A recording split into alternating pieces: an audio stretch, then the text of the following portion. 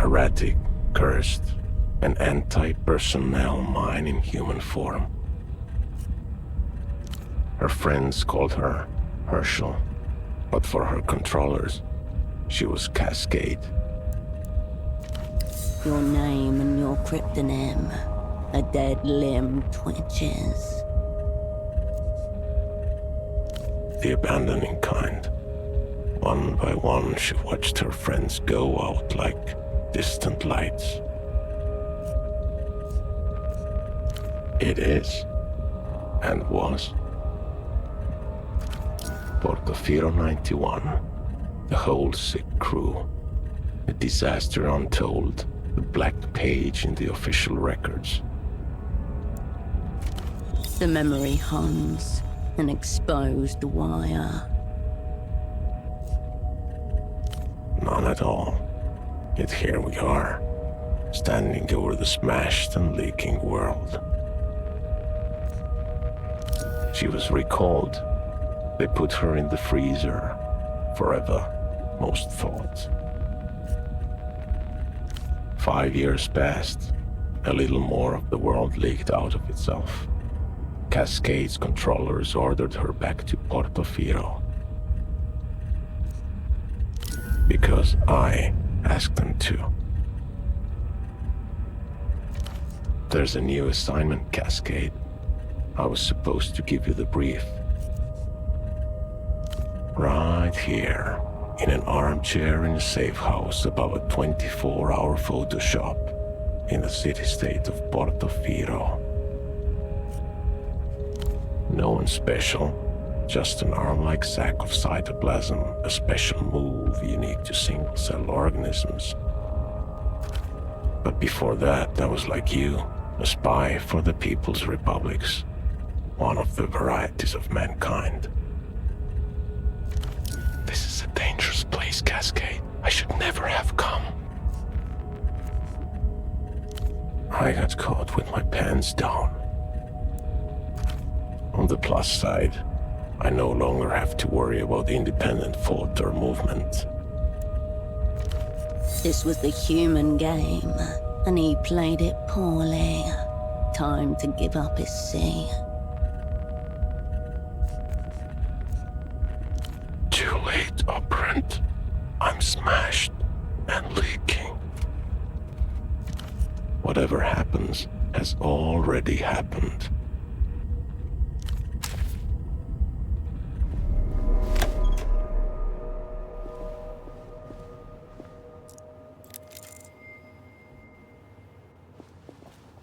Splayed on the chair before you is a man, approximately mid-30s. His chest rises and falls in steady rhythm as he stares beyond you, unblinking. Alive, yet not alive.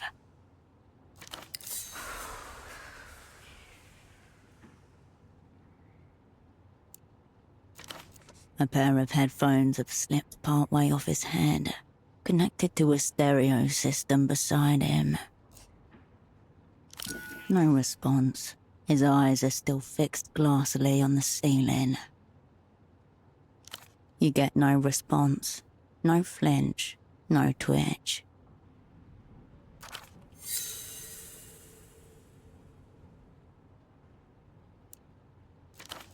As you stare down at him, the man begins to draw.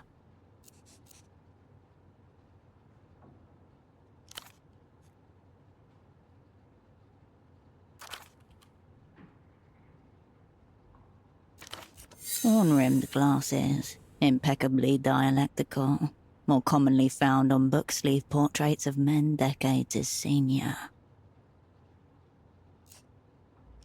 The man seems no more or less assured than before.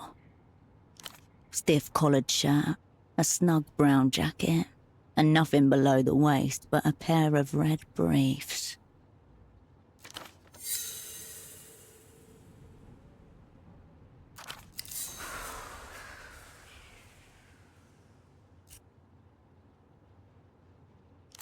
Entirely unfit for purpose, based on his current state.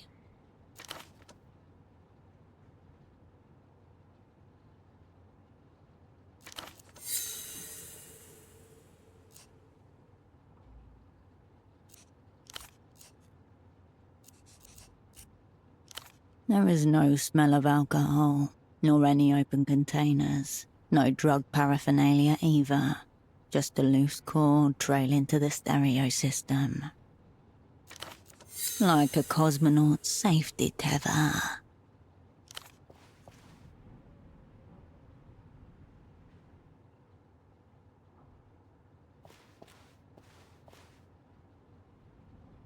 Your fingers detect a low, steady hum where jaw meets neck. Elevated, but not critical. What that means about his deeper condition, you cannot say. When in theatre, an operant must always prepare to be assassinated. Of course, it is better not to be killed.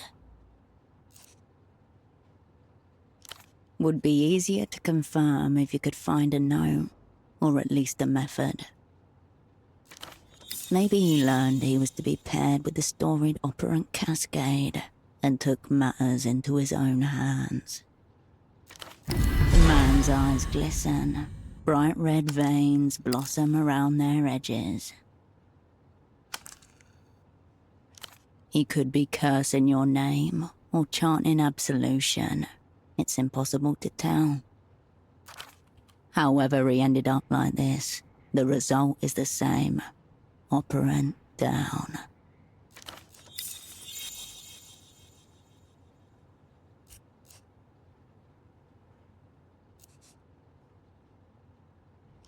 Clipped to the inside flap of his jacket, you find a laminated badge, emblazoned with the crest of the Import-Export Bureau of the People's Republic of Kohila. The name reads Esteman T. Below that, a title, Imports Lead. Sock Merchant, one of the opera's most battle-tested covers.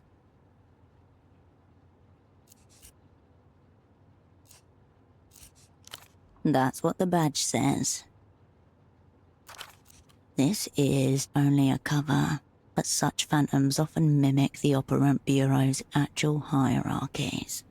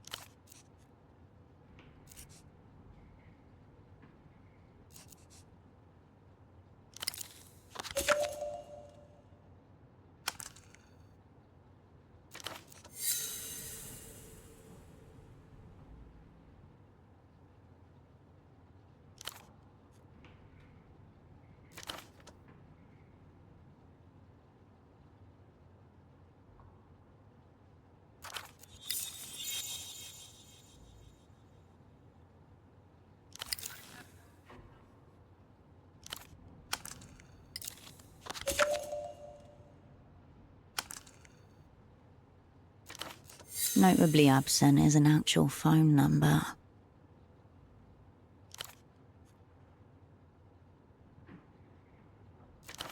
Into your pocket it goes.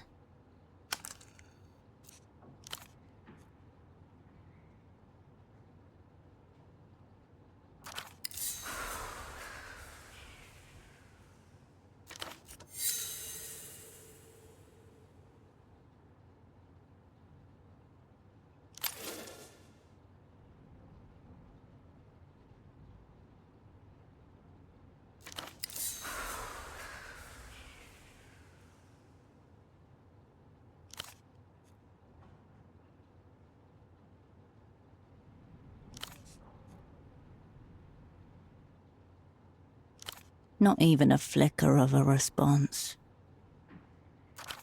The people's spy cannot be caught shirking. Time to escalate.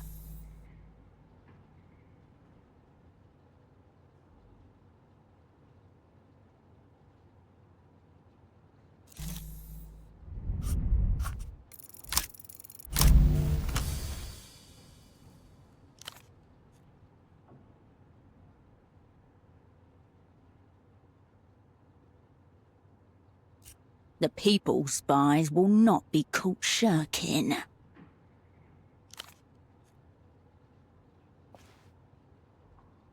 You grab him by his skinny shoulders and heave him upright, his head lolling backward as he rises.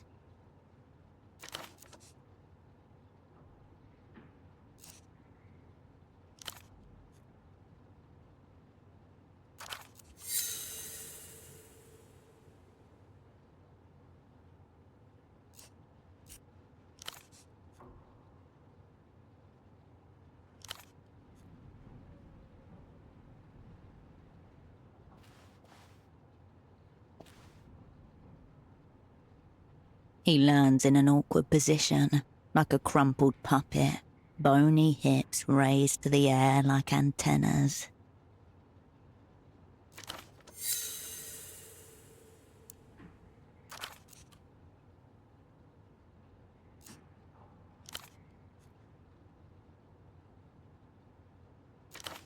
A drop of blood shines on his lip. He must have bitten his tongue on the way down. Out of his chair he looks smaller, more fragile, and somehow deeply lost.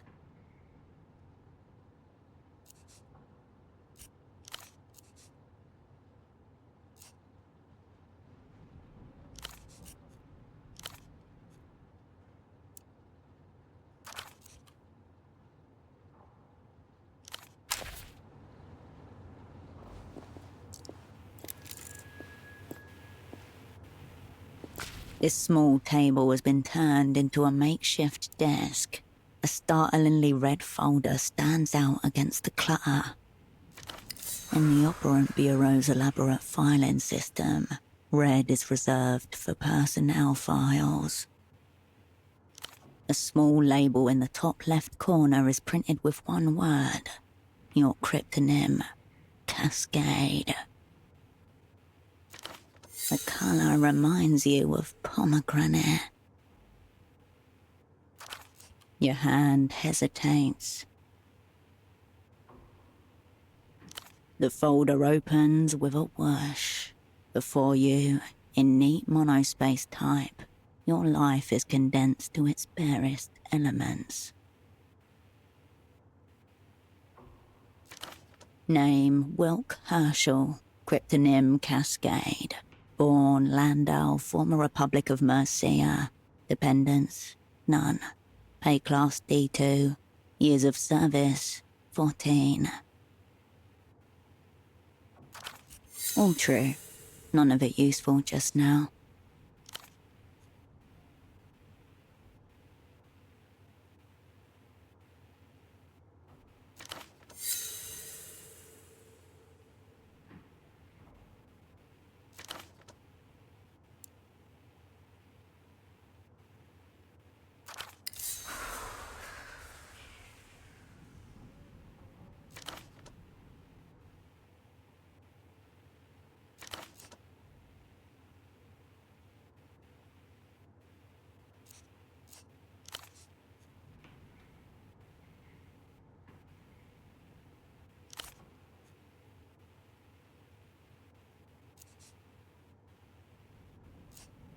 There's another page behind this one. It's labelled Service History. A tingle in your fingers. Your head grows lighter as you approach the crash site.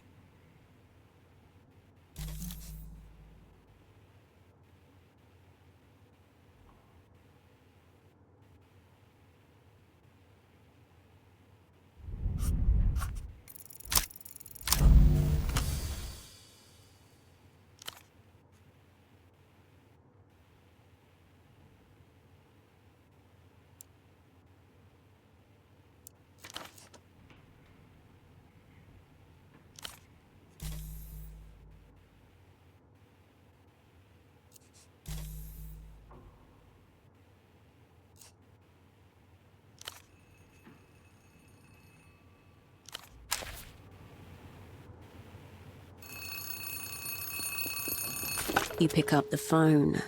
The handset vibrates in your palm. Before you even finish speaking the word, The device connected to your phone base splits it into 256,000 encrypted fragments. The Magic Box, one of the proudest achievements of the Opera's Technical Services Office. Half a world away, a familiar voice splits into a corresponding number of fragments before coalescing again by your ear. Please tell me you have good news. The voice of authority, otherwise known as your controller. It's your double she's expecting. Let's not disappoint her.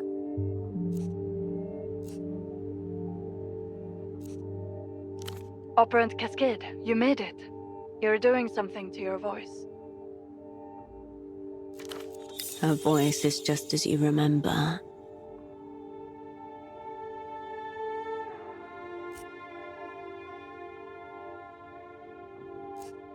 I'm glad I passed. Put pseudopod on the line. You glance over at the man face down on the floor. A snail's trail of dried saliva glints on the side of his chin. You feel your mind starting to spin up. 5,000 revolutions per minute. For a moment, no one says anything. There's no sound at all, save for the blood in your ear and the electrostatic hum of the ultra-long distance connection. Has he been zeroed out? Meaning eliminated, killed, rendered inoperant. The language of distance, a measure of cotton to muffle the fear. Heavy words, words that set machinery in motion. That doesn't tell us much. What else?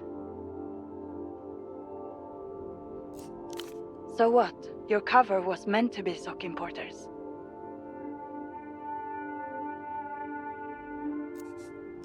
Okay, that is strange, but I don't see what it's got to do with his condition. Method espionage? Is that some sort of joke? I'll ask one more time. Is your double zeroed out? You must speak the word. She cannot make the determination herself. Once you say it, there's no going back. The momentum of events will overtake you. Right. I wonder which it is. Have our enemies blown us up already?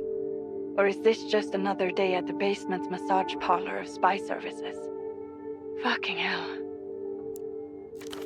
She's wondering how long till she can have a drink. Shriekily liqueur from a can. It's been several hours since her last. The opera's going to hang me by the toes. For you, it's back to Satellite Facility B.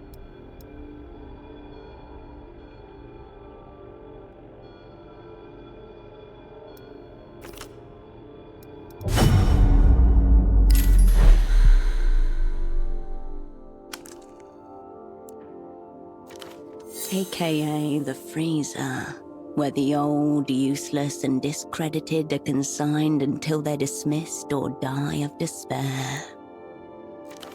The freezer, shiver, resist. That's exactly the problem. You haven't got pseudopod and you haven't got the assignment either. Gang taking heavy incoming fire here. Not sure how long we can hold out. Listen to me. This assignment is over. Effective immediately. The woman in the photo shop downstairs, Constance, she's one of ours. Let her deal with pseudopod. Middle-aged woman, dark hair behind the counter. You exchanged a few words when she gave you the key.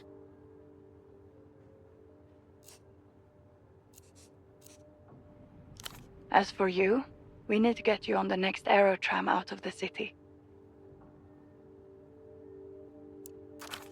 Already your mind is settling back into familiar grooves. Old mechanisms slide and click into position. That numberless phone line may be worth investigating.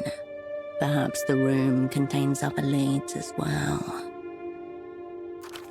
They won't be expecting you back in the People's Republics for several days. Plenty of time for some self-directed espionage.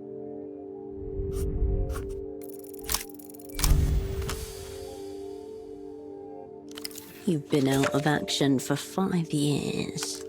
The opera wouldn't rush sending you back in theatre, unless...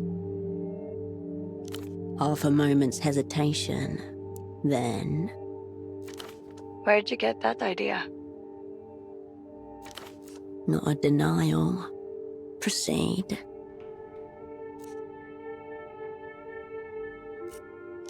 A highly original thesis, also completely irrelevant now.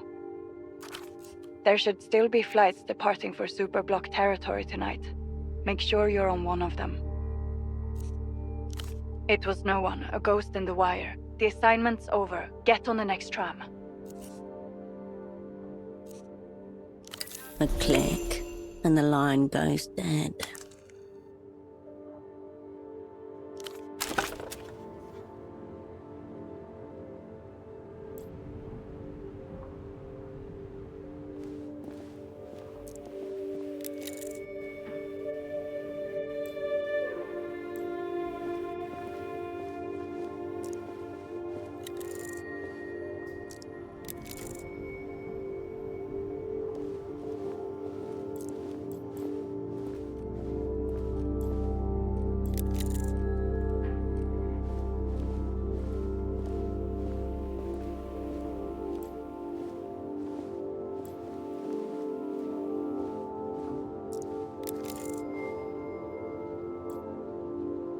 You dial your controller's number.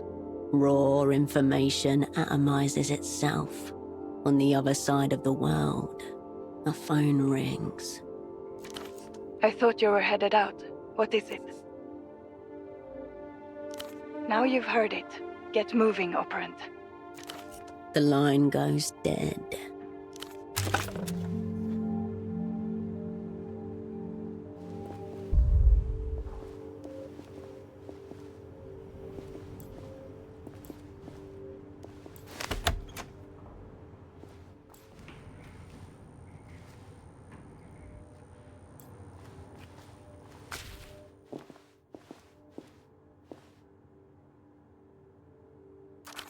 Easy, lady.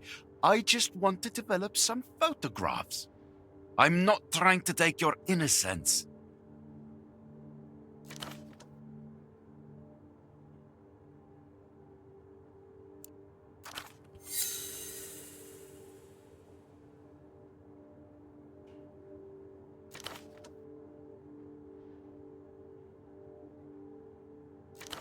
You have a wild imagination. A little photo should not count as a crime. It's not like it's a loaded gun or something.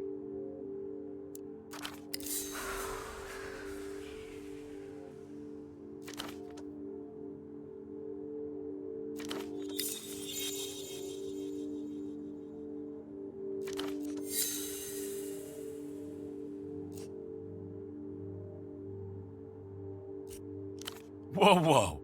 Caught in a pincer by the art police. Not a good day for pursuing my interests.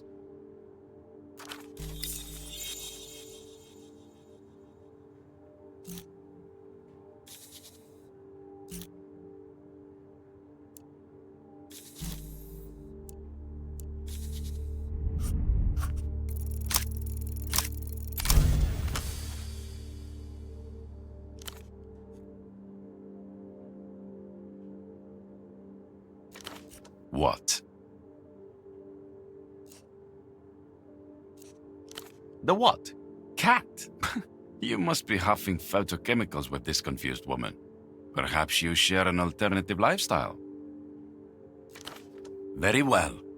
Photo 24 can have this round. Thank you for this extreme stress I'll now carry through my day.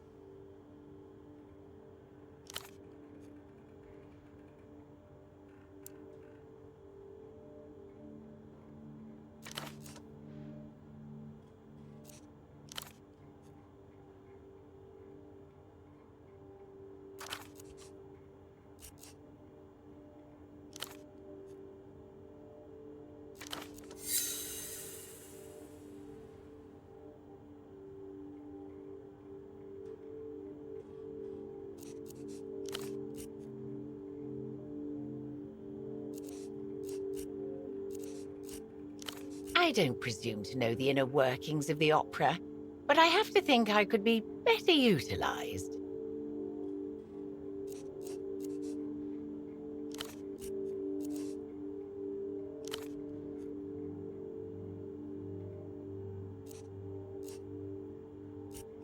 I don't know whether that's intended to be reassuring.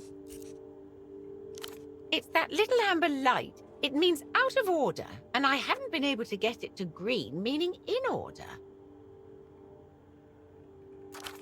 Just looking at that thing causes you to take psychic damage. Best stay away. Pseudopod assured me this machine was a vital tool of communication, as precious to our work as the magic box we installed on your room phone. I'm telling you now, Operant, that's what's happening here. You've received all sorts of technical training, I presume. I would think getting a little light to turn green should be well within your powers. A dread beast humming with dormant power. A handless scribe. It just needs to be soothed.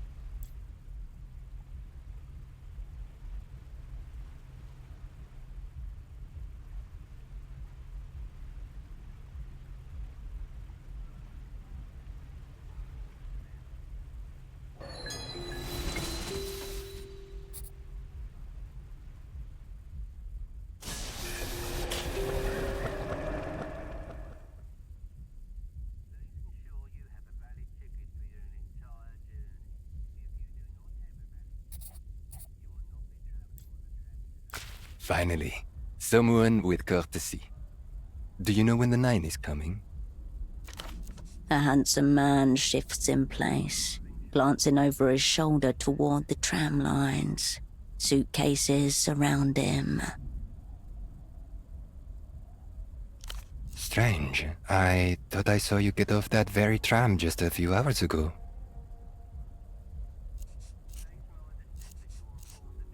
What a curious occurrence. In any case, you're out of luck, as there won't be another for several hours yet.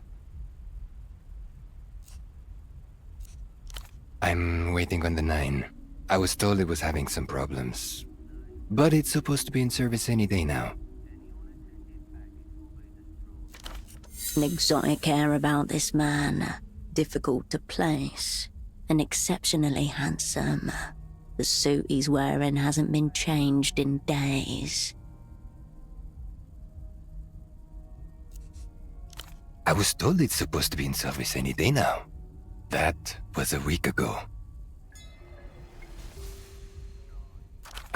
Enough time to grow accustomed to new surroundings and start noticing things.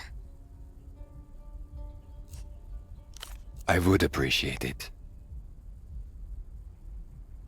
I did see a man like that some days ago, I think. Near the bazaar, in fact. Ah, sleeping brother. You're welcome. Thank you. I'll be here in the meantime. Waiting.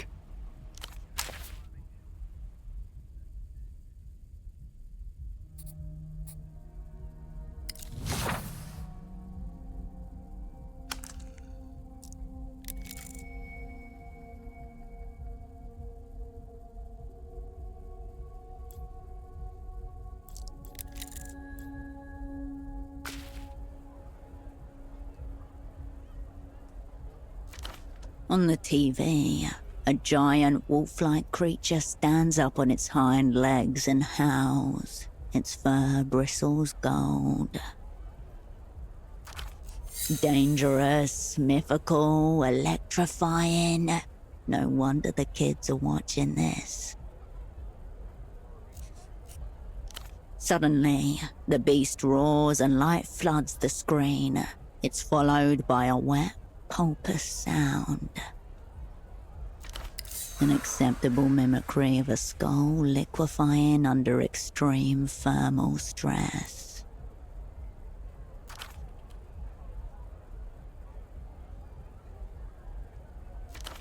LED lights are distributed evenly along the blade. Durable PVC hilt with textured grip. Impressive armament.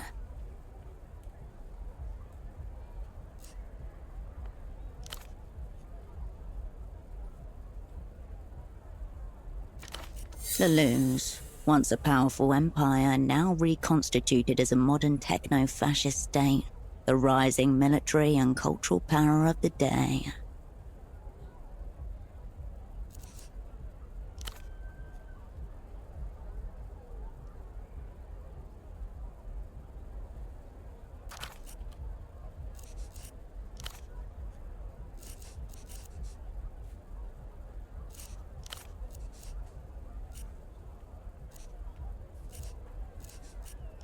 The children ignore you, entranced by the television.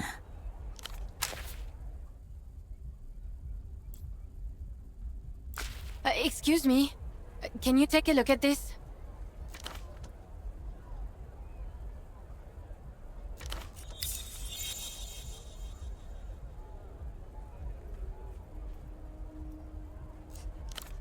No, nothing like that.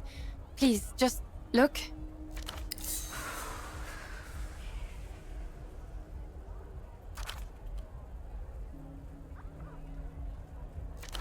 Have you seen him before?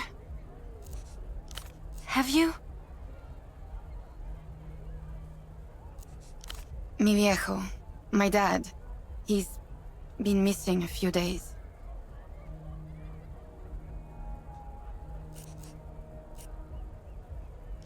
He probably just started walking and got lost.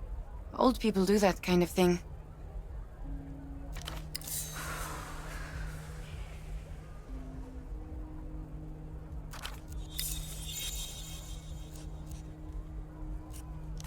Yeah, probably. I told him watching too much TV was making him crazy.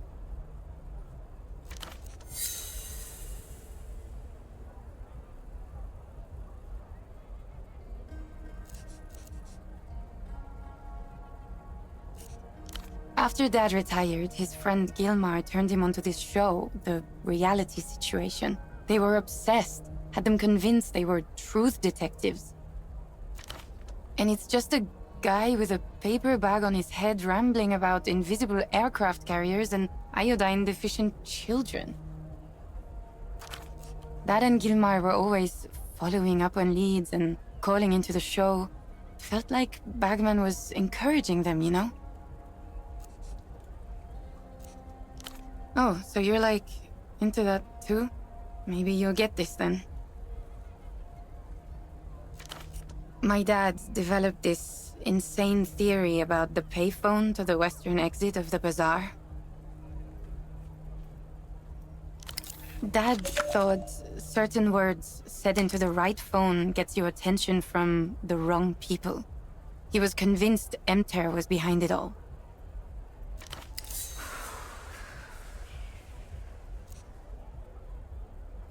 A couple days ago, he stopped by the stall to bring me lunch. Then he said he was going to make a call. I wasn't nervous at first. I figured there was no risk of anything actually happening. And then he didn't come home.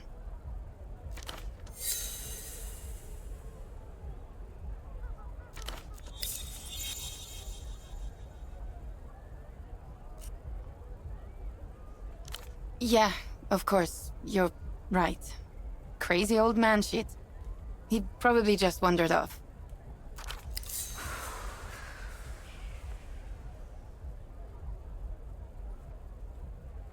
Bagman did an episode on them, and so Gilmar started following random people thinking they were from the bank. Not long after, he roped my dad into it. Normal rich guy stuff. Hitting up the bars and shouting abuse at the local drunks. And then they disappeared into penthouses where they couldn't be followed. That's what Gilmar thought. He stayed out after my viejo went home. And then he called my dad around 2 in the morning. He'd overheard something and was explaining it when the call just cut off.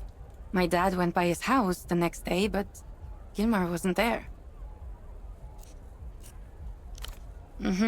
I asked my dad if the phone call was a nightmare or if he forgot Gilmar was going on a trip. I thought maybe the show was getting into his head, you know? Dad really believed it, though. He looked for him for 2 weeks, reported him missing to the GMs. Nothing.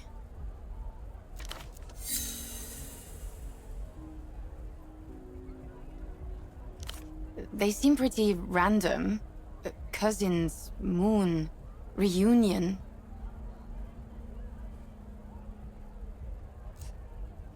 I guess. When he tried to tell me, I wasn't really paying attention to him. He had those written down on a pad in his bedroom. He told me not to say them if I used the phone. It all sounded so silly. Yeah, thanks for humoring me. Don't pay too much attention to it. He'll probably turn up any day now. Yeah. You want a wig? I hear they make you fun at parties. Oh yeah, he came by. Nice man.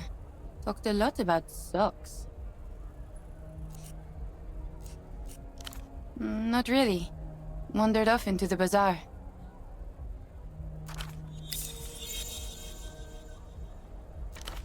What do you mean, something's happened? Did he use the phone?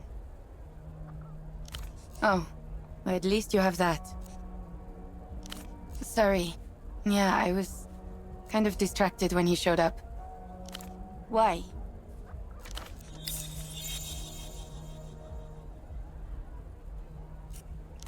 Really? You're not going to try to make a call or anything, right? Okay. It's the phone by the western entrance to the bazaar. Thanks for stopping by.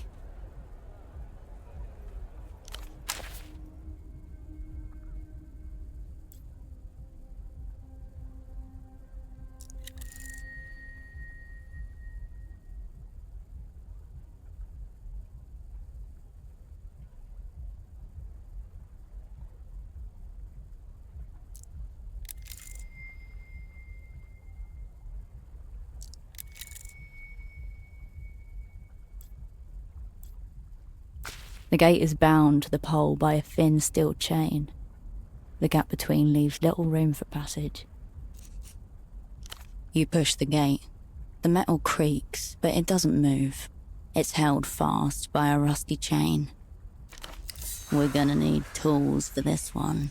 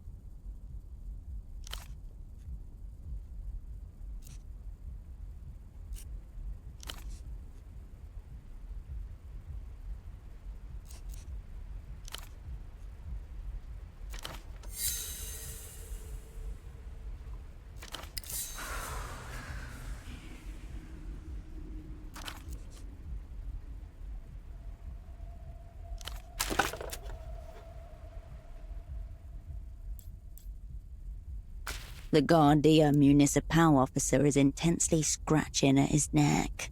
As you approach, he wipes his hand on his pant leg.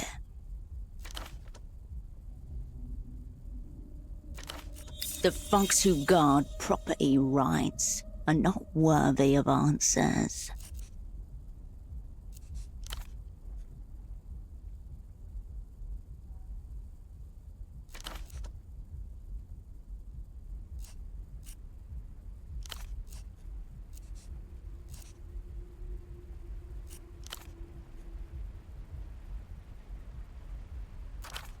Animal, rival.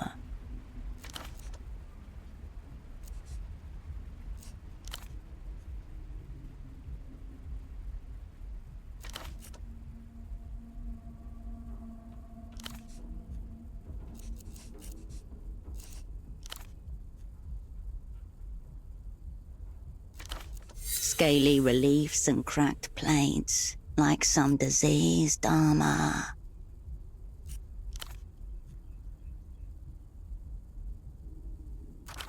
Common boar deterrents, loud noises and strong smells such as predator urine, placed in strategic locations.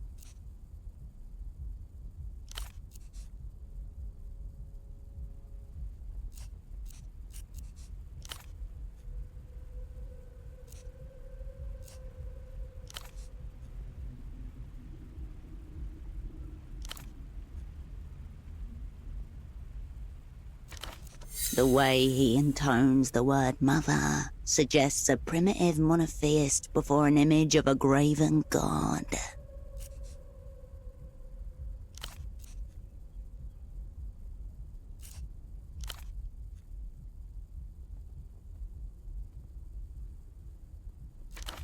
No damage either. Touching. The kind of bond only two pigs can share.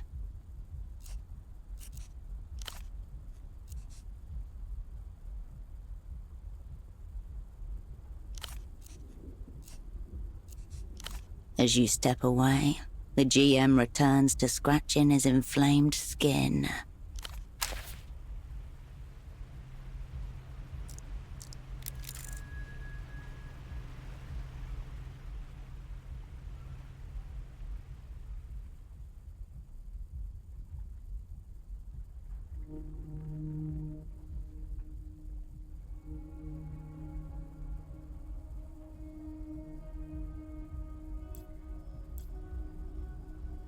Oh, it's you. What? That's so dangerous. You could have been killed. Or worse. Behind her concern, a note of admiration and a small shred of hope.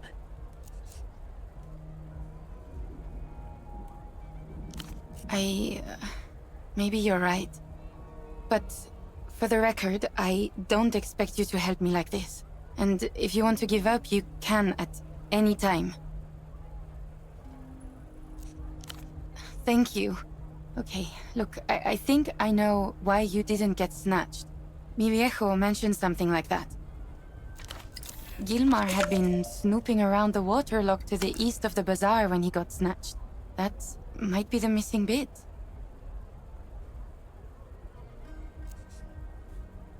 No idea.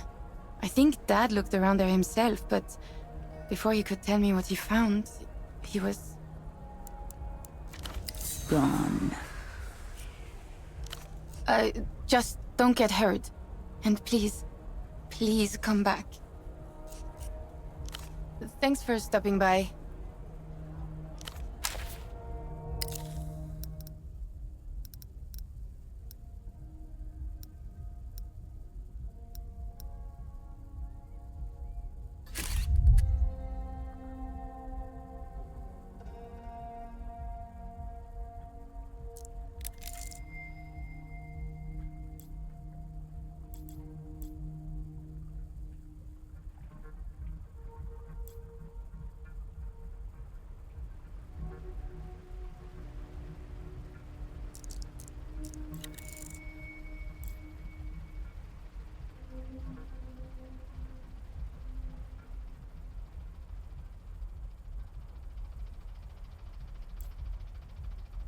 A film of water, grease and rust gives the machine a staled quality, like a sea creature risen and tamed.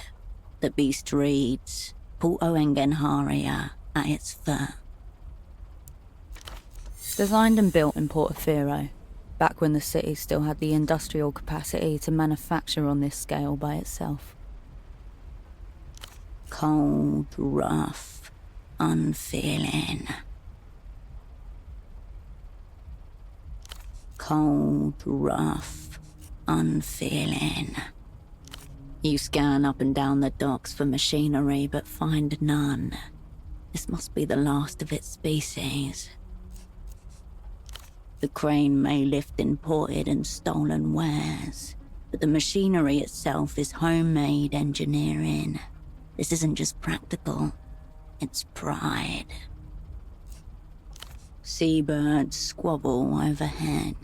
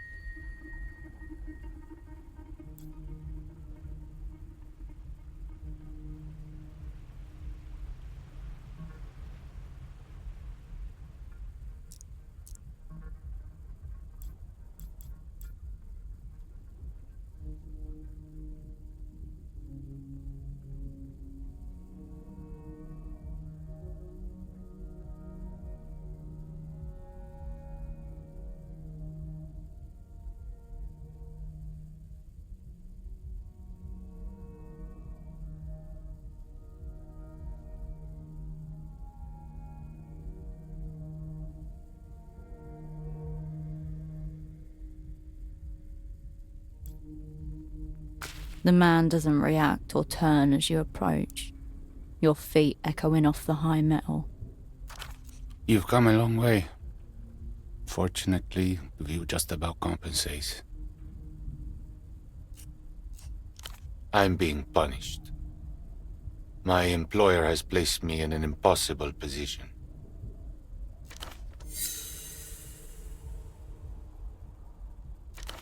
I'm a safety inspector, watching the lines.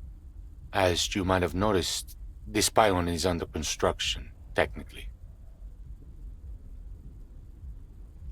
Precisely. That's because this line, Line 9, will never be finished.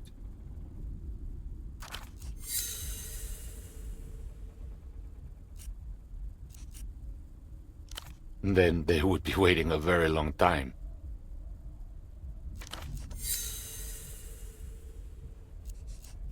Where to start? This pylon's angle deviated more than expected as the concrete set. Hazardous near water. Shouldn't have skimped on materials.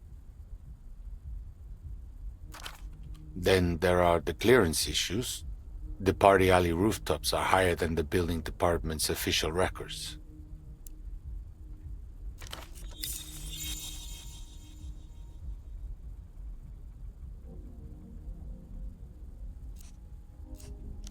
I'm the safety inspector on this segment. Construction can't proceed without my approval. Approval I cannot possibly give. Since the last round of enter stabilization, they've been trying to force us lifers out. We can be fired, not easily, but they can take away the work that made us stay in the first place. I have two options. I could falsify my reports and declare Line 9 safe for construction anyway, or I could quit. Either way, the company can lose.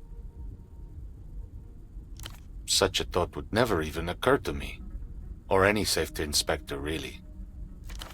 Fortunately, this spot lends itself to reflection. Contemplating my punishment helped me see how to live with it.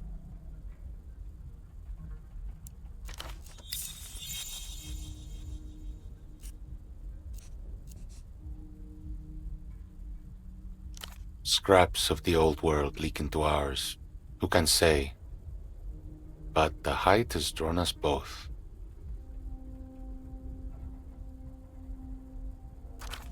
You know, the view's not mine, just in case.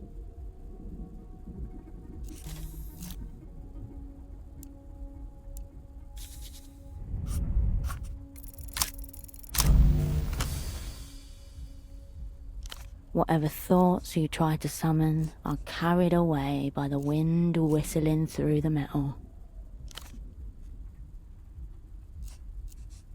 The crisp air sends a pleasant tingle through your abdomen. I'm a structural engineer. I believe in stability. What Enter has brought isn't that. Their version of stabilization shifts the responsibility of managing entropy from the state to the individual. Human existence always carries entropy with it. That's inherent in the system. Social insurance, pensions, fair wages, these are measures against the entropy of living.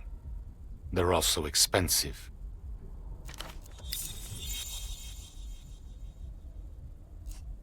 No one's required to respect a system that oppresses and steals from them.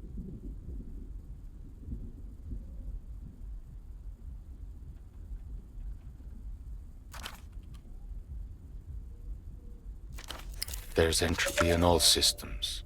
No living thing can avoid it entirely.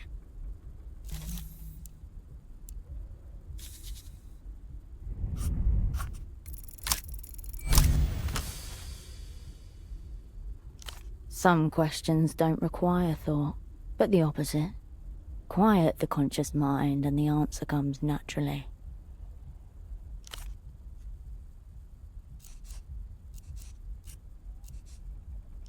You opened your inner eye and found the universe staring right back at you.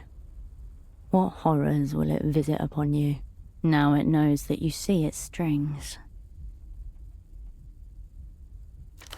The pylon man turns his head ever so slightly.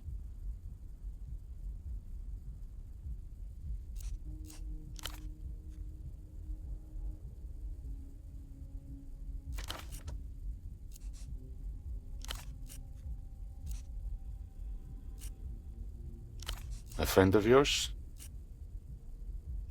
Oh, all right. Quite a formal-looking man, yes? He was here just the other day.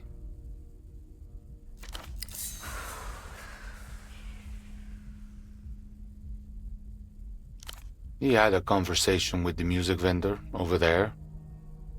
It did not seem pleasant.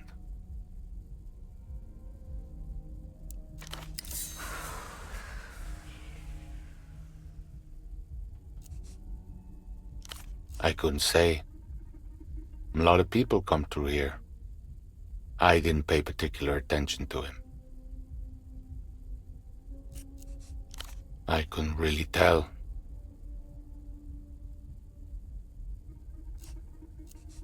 You're welcome.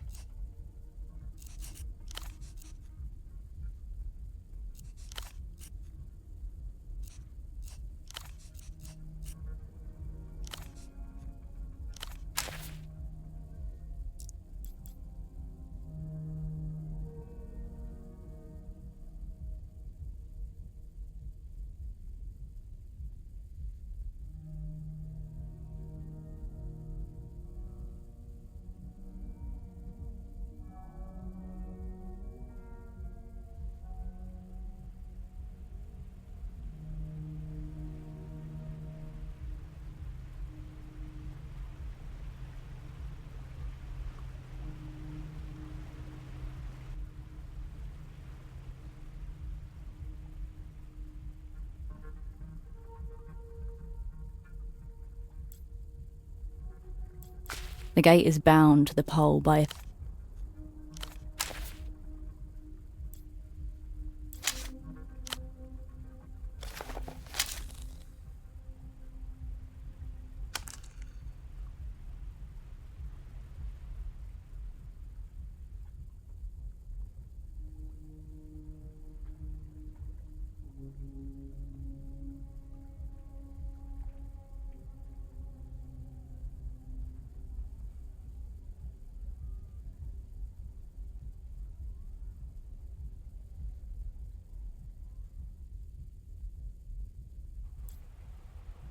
You again. Any updates on the 9? But how can that be? A gentleman from the Carabineros said it would be in service any day now. A handsome foreigner. The Carabineros were playing a trick on him. You'd think with all the MTER money this place has gotten, they'd have fixed their aerotrams. What am I supposed to do now? There used to be a more direct route via Havergelie, but the border has been closed since it was re-annexed by La Luz. It's not so easy to get around as it used to be, you know. I was simply passing through on my way back home to Sundark. I had been working in Copablanco, but the work dried up.